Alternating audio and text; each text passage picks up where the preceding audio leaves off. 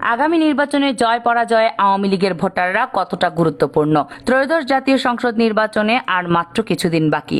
সব রাজনৈতিক দলগুলো সরব নির্বাচনের শেষ সময়ের প্রস্তুতি নিয়ে। এবারের নির্বাচনে আওয়ামী লীগ নিষিদ্ধ হলেও তাদের রয়েছে বড় একটি ভোট ব্যাংক, আর এই ভোট ব্যাংক নিজেদের পক্ষে টানা এখন অন্যান্য রাজনৈতিক দলগুলোর বড় টার্গেট। ঠিক কোন কৌশলে আওয়ামী লীগের ভোটারদের টানার চেষ্টা করছে রাজনৈতিক দলগুলো? আওয়ামী লীগের ভোট ব্যাংক কি মোড় ঘুরিয়ে দিতে পারে এবারের নির্বাচনে? জানাবো আজকের নিউজে। জুলাই গণ অভ্যুত্থানের পর ক্ষমতা হারানো আওয়ামী লীগ আসন্ন জাতীয় সংসদ নির্বাচনে অংশ নিতে পারছে না। সব রাজনৈতিক দল এই সিদ্ধান্তের পক্ষে অবস্থান নিয়েছে, কিন্তু আওয়ামী লীগের সমর্থকদের ভোট নিজেদের পক্ষে নিতে চায় সব দলগুলো। এ নিয়ে আসন ভিত্তিক নীরব প্রতিযোগিতা চলছে দলগুলোর ভেতরে। প্রথম আলো বলছে, বিএনপি, জামায়াত ইসলামী, জাতীয় পার্টি সহ একাধিক দল মনে করছে নিজেদের সমর্থকদের বাইরে আওয়ামী লীগের ভোটারদের নিজের পক্ষে টানা গুরুত্বপূর্ণ।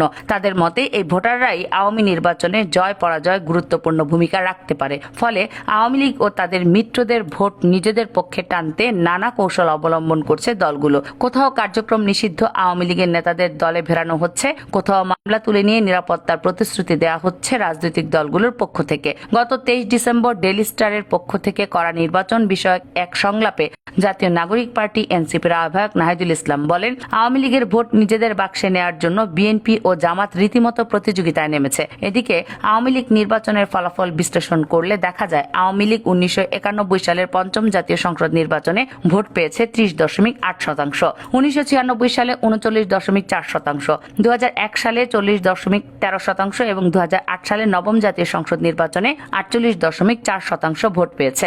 2014, 2018 এবং 2024 সালে অনুষ্ঠিত তিনটি জাতীয় নির্বাচনে ছিল ব্যাপক কারচুপিপূর্ণ, তাই সেই নির্বাচনী হিসাব আমরা নিচ্ছি না। তবে আগে নির্বাচনী তথ্য বলছে আওয়ামী লীগের একটা সময় অনেক বড় ভোট ব্যাংক ছিল। প্রথম আলো বলছে, আওয়ামী লীগের ভোট কারা পাবে সেটি নির্ভর করছে কয়েকটি বিষয়ের উপর। প্রথমত, দলটির আদর্শের কাছাকাছি যদি কোনো প্রার্থী থাকে তাদের ভোট দিতে পারে দলটির নেতাকর্মীরা। দ্বিতীয়ত, নির্দিষ্ট আসনে ভোটারদের সঙ্গে নির্দিষ্ট প্রার্থীর সম্পর্কের উপর নির্ভর করে অনেক কিছু। তৃতীয়ত, 2024 সালের 5ই আগস্টের গণ অভ্যুত্থানের পর নির্বাচনে দাঁড়ানো প্রার্থী বা তাদের কর্মীরা আওয়ামী লীগের কর্মীদের উপর কতটা বৈরী আচরণ করছে সেটাও বিবেচনায় থাকবে। এর বাইরে আওয়ামী লীগের কেন্দ্র থেকে যদি কোনো নির্দেশনা দেওয়া হয় সেটা বড় ভূমিকা রাখবে। রাজনৈতিক মহলে আলোচনা হচ্ছে, শেখ হাসিনা সরকারের পতনের নেতৃত্ব দিয়েছে বৈষম্য বিরোধী ছাত্র আন্দোলনের নেতারা, যারা পরে এনসিপি গঠন করে।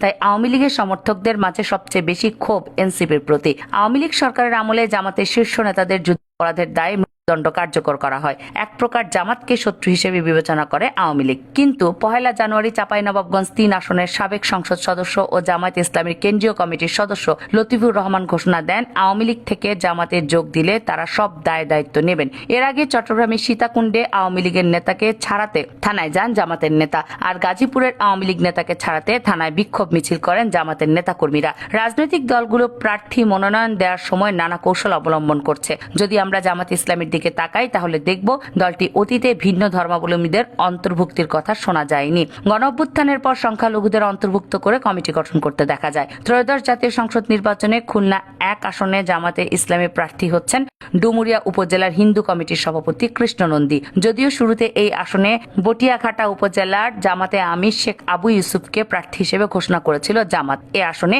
হিন্দু জনগোষ্ঠী বেশি। অতীতে বহুবার আওয়ামী লীগ এবং স্বতন্ত্র প্রার্থী হিসেবে হিন্দু সম্প্রদায়ের ব্যক্তিরা সংসদ সদস্য হয়েছেন। হিন্দু ধর্মাবলম্বীদের বড় অংশই আওয়ামী লীগের প্রার্থীকে ভোট দেন, এমন একটা ধারণা দীর্ঘদিন ধরেই প্রচলিত ছিল। জামাত হিন্দু সম্প্রদায়ের প্রার্থী দেওয়ার পেছনে আওয়ামী লীগের ভোট টানার কৌশল থাকতে পারে বলে অনেকে মনে করছেন। অন্যদিকে প্রথম আলো বলছে, বিএনপি এবার বাগেরহাট 1 আসনে কপিল কৃষ্ণ মণ্ডল ও বাগেরহাট 4 আসনে সোমনাথ দেকে দলীয় প্রার্থী করেছে। তারা দুজনই আগে আওয়ামী লীগের রাজনীতির সঙ্গে যুক্ত ছিলেন।